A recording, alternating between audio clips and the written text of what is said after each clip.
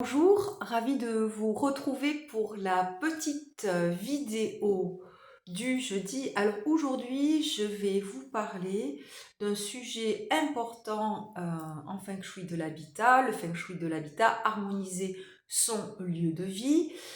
Très important, désencombrer sa maison, faire circuler l'énergie. Et on va voir que nos meubles, nos objets, nos photos, etc. et nos bijoux peuvent être porteurs de beaucoup de choses. Alors, je suis donc Christine Rusante, j'habite dans le 64, je suis réflexologue plantaire, je pratique le massage facial japonais, consultante en géobiologie, l'étude du lieu et de tout ce qui nous dérange, notamment la pollution électromagnétique, lorsqu'on dort sur une rupture de roche, une faille, et l'eau surtout, l'influence de l'eau. On a beaucoup de cours d'eau, on a beaucoup de lacs souterrains, et ça peut être même comme des millefeuilles. Il peut y en avoir une, deux, trois, quatre, cinq rivières ou plusieurs cours d'eau, plusieurs lacs souterrains, les uns en dessous des autres.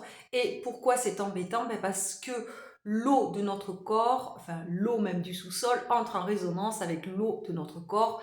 Et là où c'est embêtant, c'est parce qu'on reste allongé pendant 5, 6, 7, 8, 9, 10 heures. Ça dépend si vous avez le temps de dormir, si c'est le week-end ou si vous avez besoin de pas ou de beaucoup d'heures.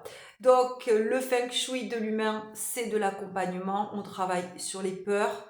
Si vous vous sentez bloqué dans votre vie actuelle, tout ce qu'on a hérité, des schémas, des conditionnements qui fait qu'on procrastine, beaucoup de choses qu'on a sur nous, qui nous bloquent aussi, qui viennent de l'extérieur, mais aussi qu'on a hérité de l'éducation, des parents, encore plus des grands-parents et de nos vies passées.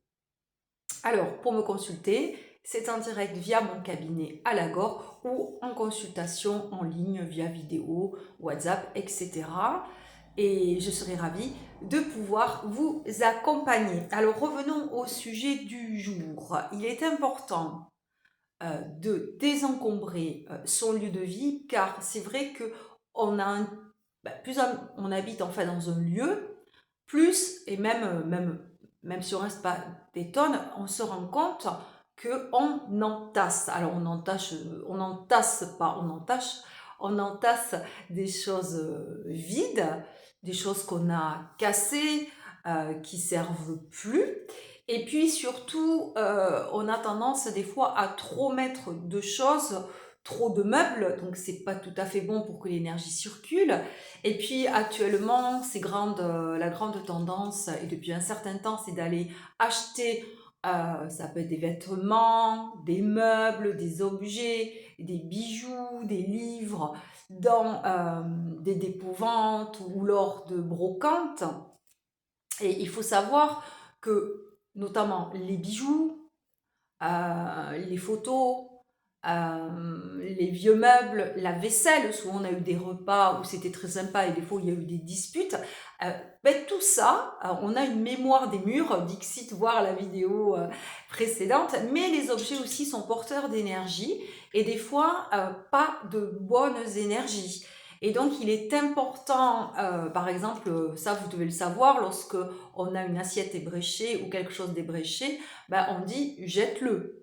On a tendance aussi à des pièces, moi je vois chez des personnes des pièces, c'est donc fourre-tout. Hein, c'est une pièce ou une chambre, les enfants sont partis, et bien on a tendance à tout y mettre et on entasse tout, on entasse tout. Donc quand vous arrivez là, vous avez une impression, vous êtes cerné, hein, vous tournez autour du lit. Et puis alors en plus, si on met la vieille armoire avec le miroir bien en face du lit, alors là c'est la totale. Là vous êtes garantie d'avoir un sommeil plus ou moins de bonne qualité. Voir également la vidéo sur ne pas mettre de miroir, surtout dans les chambres, et encore moins face au lit. Et donc de ce fait, il est important de faire une mise en lumière sur tous ces objets pour enlever toutes les empreintes, tout ce qu'ils peuvent porter. Et surtout, le fait de faire une mise en lumière, ce qu'on fait nous, va permettre que ça va vous donner l'impulsion. Oh, parce qu'on dit, j'irai à la déchetterie plus tard. Oh là là, il faut prendre ça, là, il faut charger la voiture, il faut tout mettre. Oh bon, une autre fois, là, je suis occupée, j'ai pas le temps, je suis fatiguée. Eh bien, ça va vous donner l'impulsion de pouvoir commencer à débarrasser la pièce, à dire ah ben ça je trie, ça je jette, ça je donne, ça je vends. Et vous allez voir qu'on se sent beaucoup mieux. Hein. Je dis toujours une maison c'est nous, une maison c'est comme un cœur avec des poumons, ça respire, c'est un circuit énergétique, une maison comme nous. Et donc une maison elle a besoin de respirer. Voilà, c'était la petite vidéo du jeudi. Je vous dis à très vite. Oui, et avant de vous laisser, surtout, il y a beaucoup de personnes qui entassent beaucoup d'affaires sous les lits. J'ai oublié. Alors ça, c'est pas bon du tout. Donc dégagez bien et regardez bien ce que vous avez aussi dans vos tables de chevet. Alors ça, on est étonné. Et notamment aussi, je me souviens d'une anecdote avec des urnes. Aïe, aïe, aïe, les urnes. Voilà. Et dernier petit conseil, euh, les défunts, souvent on a des photos. Euh, il n'est pas recommandé de les mettre dans la chambre à coucher. Voilà, on peut faire un petit coin pour nos défunts, les bienveillants, etc. Vous savez, comme dans certains pays où on met des fleurs, on leur met des bougies, on fait comme un petit endroit intime, un petit hôtel dans le lieu de vie. Alors ça n'a pas besoin d'être immense, mais c'est pas très bon. Voilà, donc ça c'était les conseils feng shui de l'habitat, faire circuler l'énergie dans son lieu de vie. Et bien sûr, avec grand plaisir, contactez-moi si vous le souhaitez, bien entendu, vous aurez les coordonnées en dessous.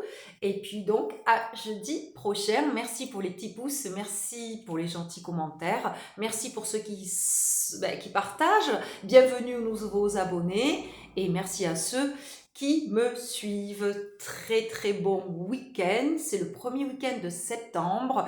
Et je vous envoie plein d'énergie positive. Au revoir. À très vite.